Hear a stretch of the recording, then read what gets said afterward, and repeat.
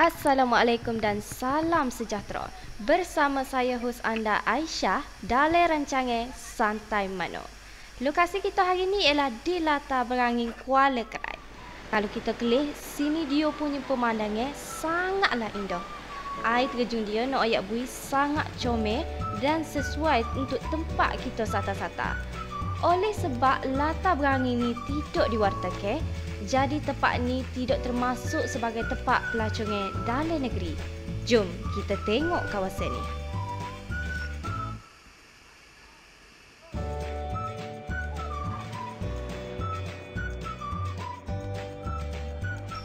Apa saya dapat perhatikan di kalangan pengunjung ni, kurang menitik beratkan soal kebersihan. Jadi harapnya sama-samalah kita pakat jaga tempat ni dengan baik. Biarlah sikap kita ni sebersih dengan sesuci air terjun. So, ni saya nak balik dah. Nanti kita akan jumpa di lokasi buat kain pula. Bye-bye.